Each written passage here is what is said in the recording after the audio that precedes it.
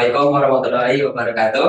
Waalaikumsalam warahmatullahi wabarakatuh. Ketemu lagi dengan Bapak ya. Di sini kita ketemu lagi dalam pelajaran sejarah Indonesia untuk materi mengenai peninggalan kerajaan Islam yang ada di Indonesia. Sebelum kita masuk ke pelajaran, mari kita berdoa terlebih dahulu. Silakan Mas Aryan memimpin doa. Mulai belajar dari ini, doa mulai,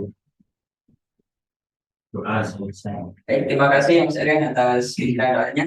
Terus selanjutnya ini ya, kita mulai dari pertanyaan ya. Tahu nggak ini, Pak? Yang pertama ini dulu. Kitab. Oke, kita ya selanjutnya Huruf. Kok huruf? Maka lebih tepatnya batu nisan ya. Iya. Batu nisan raja-raja. Langsung selanjutnya gampang ya. Iya, maksud apa? Khusus. Maksud Nara Kudus ya. Oke. Korelasinya tahu nggak apa hubungan dari semua ini? Apa ya? Makam Merupakan Islam. Peninggalan. peninggalan dari kerajaan Islam yang ada di Indonesia. Untuk tujuan pembelajaran yang pertama, siswa dapat mengetahui akulturasi budaya Islam di Indonesia. Yang kedua, siswa dapat mengetahui peninggalan kerajaan Islam yang ada di Indonesia. Dan yang ketiga, siswa dapat menjelaskan bukti kerajaan Islam yang ada di Indonesia. Oke, yang pertama tentang bukti peninggalan Islam di Indonesia ya. Secara umum peninggalan kerajaan Islam itu dibagi menjadi tiga. Yang pertama ada arsitektur, yang kedua tulisan ataupun karya sastra, dan yang ketiga kesenian atau kebudayaan ya. Arsitektur itu seperti apa, Mbak? Arsitektur peninggalan arsitektur. Tadi masih Oke. terus apa ya? Bangunan. Ya, bangunan. Ya, ini bangunan. Kalian tulisan apa? Umumnya sih semuanya. Hikayat. Ya. Kemarin Ya, gitu ya. Intinya karya sastra berupa tulisan Arab maupun yang lainnya, dan terakhir kesenian atau kebudayaan itu seperti ya, tradisi-tradisi Islam seperti tahlilan dan juga selamatan. Yang pertama kita bahas mengenai di bidang arsitektur. Yang pertama ada masjid, yang kedua makam, dan yang ketiga keraton. Masjid itu merupakan tempat berkumpulnya orang Islam ya, dimana setiap hari, setiap 5 waktu Islam, para umat Islam itu datang ke masjid. Walaupun masjid itu bukan hanya tempat tempat ibadah aja ya, cuma bisa ke tempat kegiatan masyarakat, dimana masjid itu penting banget untuk keberadaan Islam. Ciri-ciri masjid Islam tuh enggak, Pak? Masjid peninggalan Islam di Indonesia. Kan masjid banyak di Indonesia loh. Nah, masjid yang sekarang main dulu ya. Kalau kira-kira yang dulu itu sini aja. Bertumpang. Oke. Gampang ini loh kamu lagi. Katanya bertumpang. Oke. Iya, bertumpang ya benar Pak. Ada tiga ya. Oke, siap, bagus Mas. Baik. Yang menyampaikan ini ya, tiga ajaran Islam yaitu iman, Islam, dan juga ihsan. Lalu ada ini ya, lebih tempatnya lebih terbuka ya, di mana masjid di depannya tuh depan masjid Abdul Jumat itu ada alun-alun, di mana sebelahnya alun-alun itu ada keraton itu sendiri. Dan selanjutnya makam. Jadi makam Islam itu apa maksud Pak? Di belakangnya masjid. Oke, nggak cuma di belakang masjid tadi ya, yang lainnya Mas? Tulisan Arab. Oke, tulisan Arab ya. Sebelumnya tuh kan makam sebelum Islam itu cuman apa ya? Cuman batu aja ya. Dimana tulisan itu cuma menguasai hanya kaum berat mana saja. Lalu sebanyak orang Islam datang, semua lapisan masyarakat itu bisa belajar tentang Islam. Dan yang ketiga ada keraton. Oke, keraton itu ada banyak ya. Keraton itu merupakan simbol pemerintahan Islam sendiri. Yang mana keraton itu bukan cuma keraton ya, kayak rumah tempat tinggal raja itu juga disebut keraton. Oke, selanjutnya tulisan. Oke, yang pertama ada hikayat, yang kedua babat, dan yang ketiga syair. Ada yang bisa baca nggak tulisan ini? Yang itu nggak bisa ya? Yang bawah. Ini Enggak. Itu banget ya. kecil ya. Bisa. Pak. Ini tahu nggak ini tulisan apa? Arab gundul. Arab gundul atau bisa disebut dengan Arab pattern ya. Mana ini sebenarnya kalau dibaca itu tulisan Arab bahasa Jawa yang merupakan apa arti dari Bismillah itu sendiri. Ini tulisannya Bismillah, Bismillahi kelawan asmanipun Allah.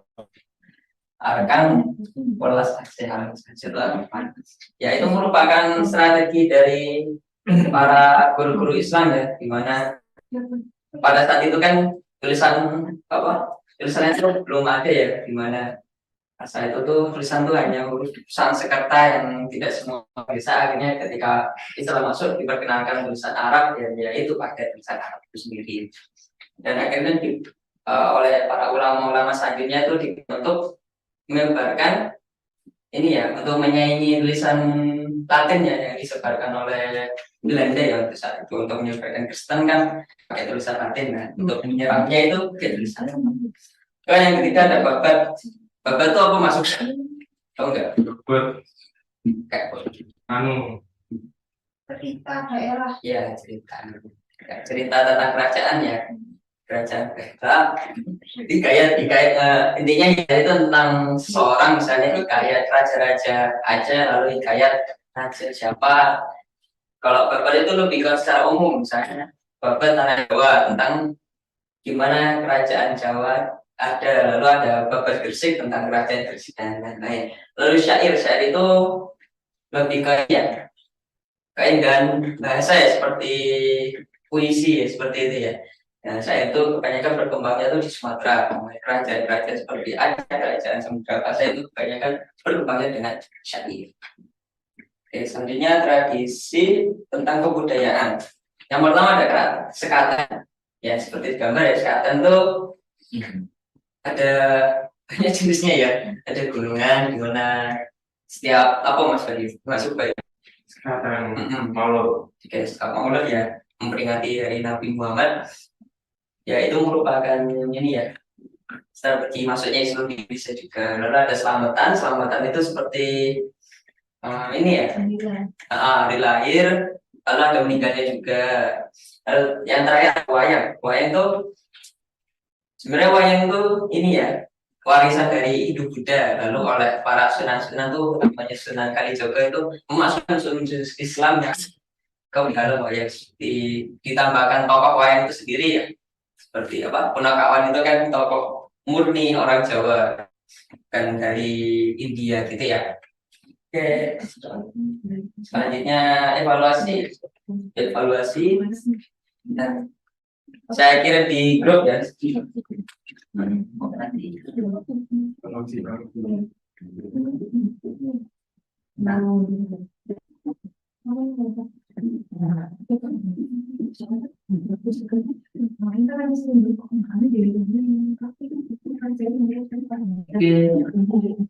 Silakan dikerjakan ya.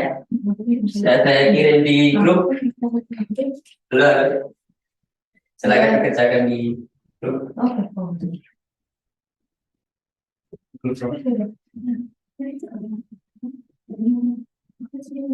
Kira-kira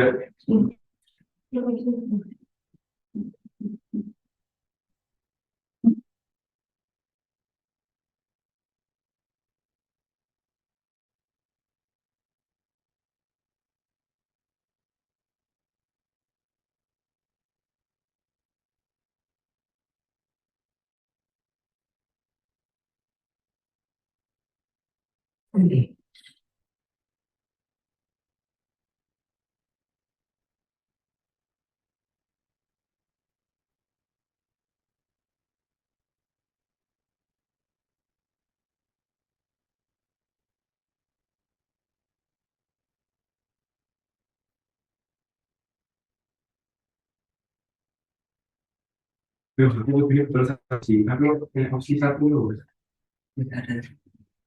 Iya, berapa saya? Nah, pesan 88. Terus itu ya Bu. 6. Aku satu tuh apa? Aku 6 loh.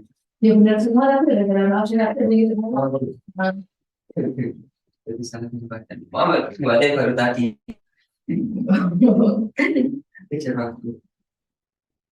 Itu udah semua ya. Sudah. Oke, totalnya ada beberapa yang kira Kesusahan nggak ya? Nggak ada. Nggak ada ya.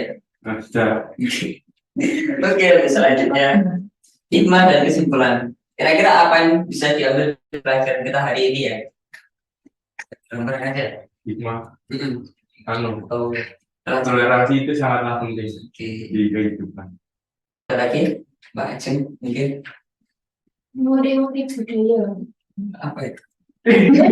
Orang budaya itu cuma orang yang juga gitu ya. Ya, seperti itu. Bahasa Indonesia-nya lupa.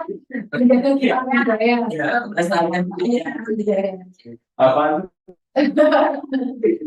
Sama ini ya, bahwa Islam tuh datang ke Indonesia tuh dengan cara damai ya, bukan dengan peperangan atau dengan yang lain, tapi dengan berdagang lalu menyebar Islam dengan cara yang damai. Oke, untuk kesimpulan siapa yang bisa menyimpulkan ya?